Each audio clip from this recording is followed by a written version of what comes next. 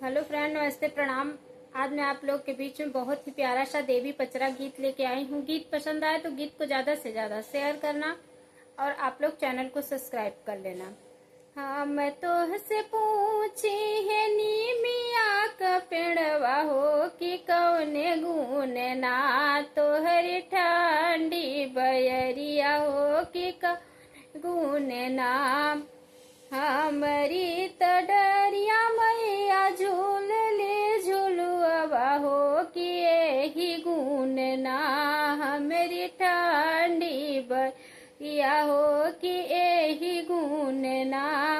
हम तो से पूछी लाया मवा का पेड़वा हो कि कौन गुण ना तोहरी लंबी लंबी पतिया हो कि कौन गुण ना हमारी गुण ना हो कि लंबी लंबी पतिया हो कि कौन गुण ना हमारी पतिया से होई माई का हवनिया हो कि यही गुण ना हमारी लंबी लंबी पतिया हो कि यही गुण ना।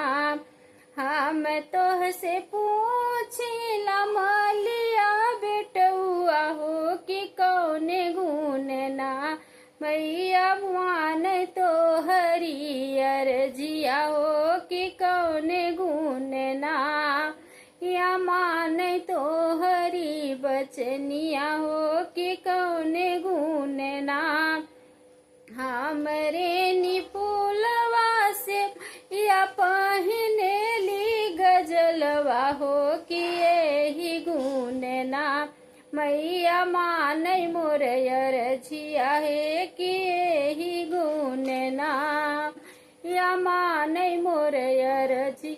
हम तो से पूछिला बजा बेटुआ हो कि कौन गुण ना तोहरी चटकी चुनरिया हो कि कौन गुण ना हरी चटकी चुनरिया हमारी चुनरिया मैया पहिन दिन रतिया हो कि यही गुण हमारी गोटेदार चुनरिया हो कि यही गुण ना। तोह से पूछेला सोनरा बेटुआ हो कि कौन गुण ना तोहरी लंबी लंबी झूलनिया हो कि कौन गुण ना हमारी झूलनिया पहिर शीतला मयरिया हो कि यही गुण ना लंबी लंबी झूलनिया हो कि यही गुण ना। बहुत बहुत धन्यवाद। अगर गीत पसंद आया होगा तो गीत को ज़्यादा से ज़्यादा शेयर करना और चैनल को सब्सक्राइब कर लेना। मिलते हैं नेक्स्ट वीडियो में, तब तक के लिए जय श्री कृष्णा, जय श्री राधे।